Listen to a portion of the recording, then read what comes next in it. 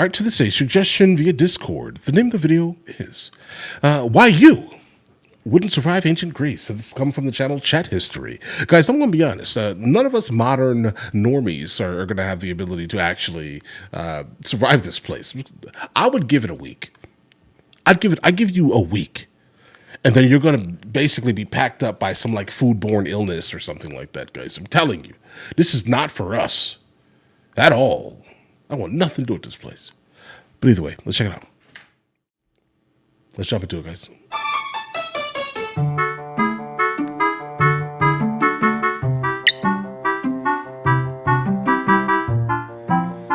Okay. A witch?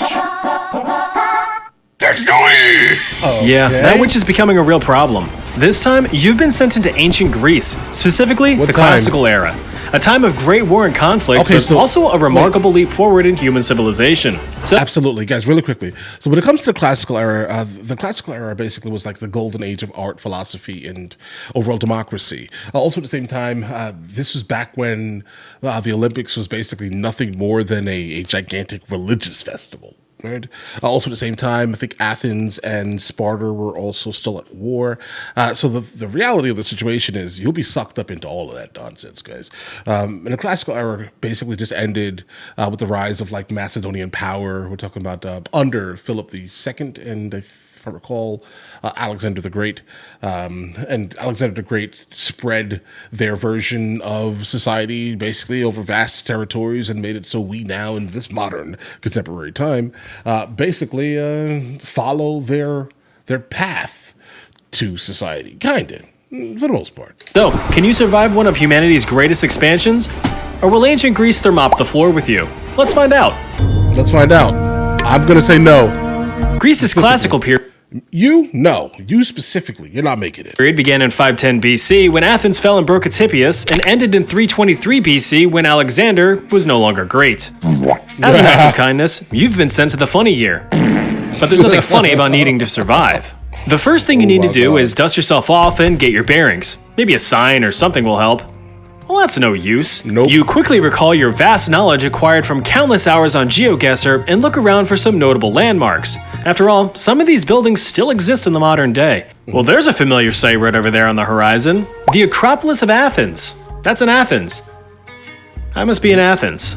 Well, now you know where you are, which means you can start figuring out your next steps for survival. Oops. But first, you need someone to talk to because you're gonna need help. There's never any shame in asking for help. That guy over there seems friendly enough. Although shorter, the dude is absolutely ripped from his labor-intensive chores and looks like he could kill you in one punch.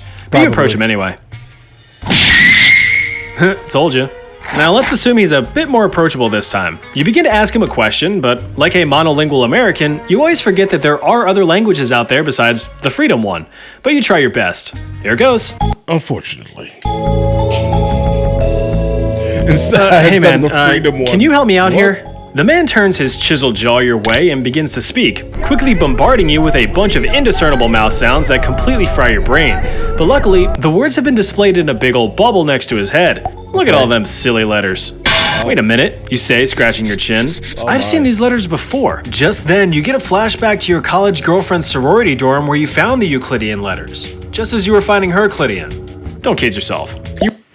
Bro, did you just slip that joke in the middle of a history lesson? What's that name? Okay, we're gonna check this channel out a little bit more. You were doing math homework, you goober. Unfortunately, you come to the realization that knowing just a few letters doesn't mean jack in terms of understanding a whole language. No. Now, some of you modern Greeks out there might lift your hairy arms and say, "Ha, I can speak Greek, I'd survive." Well, you're wrong. Ancient Greek is completely different from modern Greek with completely different tones, vocal inflections, and pronunciations across several regional dialects. Ancient Greeks wouldn't understand a word of modern Greek, so you'd have no real advantage. Needless to— Wait, what is this? What is that place? I would like to go to this place. This place looks interesting. I think it does. I just want to go ahead and point that out. We're just going to go ahead and move on. But this place looks very interesting to me, guys. To say, you're not going to be communicating anytime soon, at least not orally. You begin attempting some charades as a way to express your needs. Too bad all of your wacky waving is perceived as a threat. Man, that's twice. Since you just insulted a random citizen and are an obvious outsider, you're arrested and sold into slavery. Immediately. Looks like you've been slammed to the bottom of the societal barrel. But what did you expect? Speaking of society, like any society in history, ancient Greece operated under a hierarchy. Since you just got dunked into classical Athens, let's focus on that.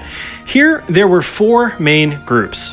The upper class were the elite, the cream of the crop, and we all know that the cream rises to the top. To be a part of the upper class was a birthright. You must have been born in Athens to a moderately or highly wealthy family and be well educated. And a guy. The members of this class were the only ones that held any political power and the only ones classified as citizens. That being the case, the upper class controlled all social and economic policies as well as law. As a democracy, 500 citizens were chosen at random each year to run the government, given complete control over the proposal of new policies and laws. Kind of like an oligarchy. These policies were either accepted or rejected by popular vote. Next was the middle class, usually referred to as the medics. They were all the dudes who weren't born in Athens but still lived there. Right. Foreign skilled laborers such as craftsmen, merchants, and artists. These guys built ships, constructed buildings, and kept the city maintained. Sure, they didn't have a lot of rights like the ability to own land or vote in governmental affairs, but they were the core of the Greek economy. You know, a thing that barely exists today. Oh yeah, women were also part of the middle class. Not many rights outside of being in charge of the house and raising the kids. Ancient Greek society wasn't too fair to women. The lower class, or the freedmen, were exactly who you think they were. Come on, it's right there in the name. They were freed men. Former slaves Similar to the last name that floats around the United States of America. who bought their own freedom through intensive Not free, labor yeah. and saving. They pulled themselves up by their sandal straps and worked hard their whole life, only to have little to no rights or place in society. But hey, at least they aren't smelly slaves anymore. Slaves were lower than dirt in the societal hierarchy and weren't even considered a class. They were usually captured prisoners of war or purchased from former traders. Slaves were either owned by families as house servants or by the government outright for general labor, which came in all kinds of flavors. Farmers, bankers, soldiers, employed friends with benefits, police, all kinds of stuff. Imagine being arrested by a slave. Sir, you have the right to remain silent. Huh, well, at least I have rights. No! Slaves made up about a third of the population and were an absolute gold mine for their owners. my Profit God. margins are pretty healthy when you don't have to pay them much. Or at all. Speaking of gold mines, that's where you're headed. Time to get branded and get a move on. Bro, what is this? You're swiftly carted off to join a group of miners so large it would cause a YouTube elite to start sweating. Oh man, looks like all the cool slaves have been sent to the surface mine to get gold and silver. But since your mining level sucks, you get to go underground for some cuprum. That's copper. Working in a mine was brutal. Slaves were subjected to intense labor all day, working in poorly ventilated and swelteringly hot cave systems hundreds of feet deep in the earth, illuminated only by dim oil lamps. You can't see, which means your fellow slaves can't see jack, so watch out for rogue pickaxes. You toil away day in and day out for a while now, Subscribe. but notice that, like the rock around you, you're getting chiseled. The combination of your new Mediterranean diet and constant physical exertion is starting to pay off. You're able to mine more efficiently, and you're outperforming your coworkers. Thanks to all of your hard work and dedication, the local mine supervisor rewards Makes you you a free with more man. backbreaking work. Looks like you gotta add your pride to a list of things getting crushed around these parts. Okay, so at some time they become freedmen. You're working hard and gaining some gains, but you need to start finding a way out of here soon. You see, the life expectancy for miners was only a few years. Not much. With hazards like coal dust, lead exposure, and cave-ins, it was a quick way to have your lifespan get completely rocked. Ah, jeez. Looks like Atticus is showing signs of a fever. And Pucus over there? He's earning his namesake. You ask your buddy Atlas what the heck's going on, to which he responds, looks like they all caught some sort of... No matter... It's like my biggest fear, and this is it right here. Personally, this is how I know we won't make it. Like, we don't have the same bit of nastiness these guys had in their bodies, guys. We just don't, we're not built of the same, I don't know, fiber. No matter where you throw a dart on the board of history, diseases were always in the spotlight. Perhaps the most common in classical Greek times were smallpox, influenza, and measles. Luckily for you, your parents love you and got you vaccinated when you were just a wee babby, right? Of course, otherwise you'd look like this. But ancient Greeks weren't so lucky. It was pretty common for outbreaks to be spontaneous and run rampant, killing off people by the thousands. And what kind of disease discussion would it be without the mention of the plague? Yeah, the plague showed up in ancient Athens right around 430 BC, 10 years before you arrived. During that time, it eradicated between 75 to 100,000 people, or about a quarter of the city's population. The plague comes in 3 flavors: bubonic, pneumonic, and septicemic, and strawberry. They're all basically the same thing, but affect you in different ways. Bubonic was the most common, as it's kind of stage 1 of the plague. Usually transferred from a flea giving you a little nibble, the plague is a bacterial infection that just penetrates your cells and fills them with toxins, killing them. This will also cause you to have a fever, the chills, and make you generally feel like your body will also start getting polluted with bumpy boils. If left untreated, the infection can spread to your blood, where it upgrades to septicemic plague. This is when parts of your body get the rot and start to turn black, causing severe pain as well as more frequent, unprovoked I'm not sure most people make it that far, bro. I'm going to be completely honest here. traffic stops. Yeah, it definitely resembles like frostbite. If the infection gets into your lungs, that's when it's classified as pneumonic plague. You begin coughing like crazy, and your respiratory system starts to fail. And that's no good. Luckily, doctors at the time relied. Yeah, guys, they were like, "Oh, yeah, your body is strong. You're going through stage 1. Okay, all right." It basically upgrades itself to stage 2, becomes more treacherous, and if you made it past stage 2, your body is really strong. Congratulations, guys. Don't worry, we have something new for you. Less on the big guys in the sky for help, and decided to take matters into their own hands, establishing and developing the concept of medical treatment. It was widely believed that the key to a healthy life was to consume healthy foods like fruits, veggies, nuts, meats, and dairy, not to mention plenty of exercise. Crazy thought, right?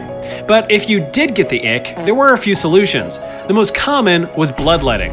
Look, you're just a big walking blood sac, and since you're sick, that means you've got time to get rid of that.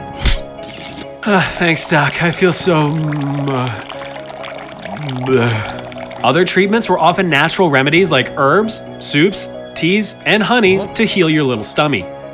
But anyway, you're safe because you're vaccinated, which means that you're the sole survivor of a recent outbreak and you really like trains. Guess you're a free man now. Being very free and very man means that you now have access to education. Sorry, ladies, you're gonna have to wait a while before you learn good. Time to hit the books. Bro, now that you're yearning how you're structuring this is amazing, sir. For the minds is now a yearning for learning, it's time to trade your physical gains for mental ones. Ancient Greece had a wealth of educational resources including public and private schools, personal tutors, intellectual lectures, and a recent invention: books. Books started showing up around the 5th century. It was a great way to record down your stories and lectures without having to memorize them. But some pretentious Greek geeks like the famed philosopher Socrates believed that books would be the downfall of society, as people would just write things down rather than commit knowledge to memory. But imagine this: if you wanted to learn a story or a bit of information, you had to catch Rheticus on a Tuesday afternoon next to a fountain in the park, but you showed up a little bit late and missed half the story. Yeah, can you rewind like 10 minutes, please? Found a really good Euro spot. You want some? More for me. You attend several lectures and slowly learn to read and write the local dialect, Attic Greek, not to be confused with Basement Greek. Although they were rare, you managed to find a small public library to see if there's anything interesting. When something catches your eye. Never. Oh, no way.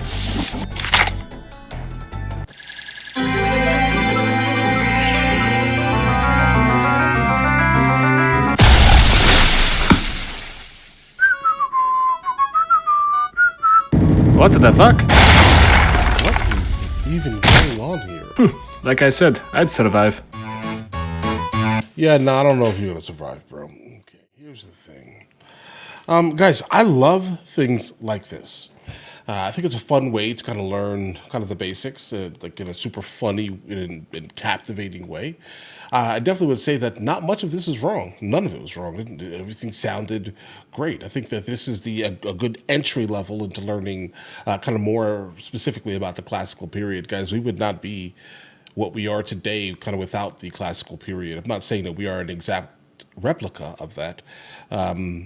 You know, even though back then everything was kind of like an oligarchy, I would say kind of we still Listen, the rich people and gigantic corporate interests definitely have a lot to say for how the citizenry kind of moves. All right, let's say that. Am I just going to say, you know what? Listen, guys, we're an oligarchy. I'm not going to say that, but it kind of looks like it sometimes, right? Just a wee bit. But either way, you guys all have an absolutely amazing day. Enjoy your day immediately, like thoroughly, guys. What am I talking about here? I'm gonna leave that too. I'll catch you guys later. This is my lightsaber. Hey guys, you guys subscribe to the other channels? Logical Movie Reviews with Mr. L. Boyd, along with Mr. L. Boyd Music. Oh, also, Mr. L. Boyd Discusses. Guys, check it out. And if you haven't heard it today, you're amazing.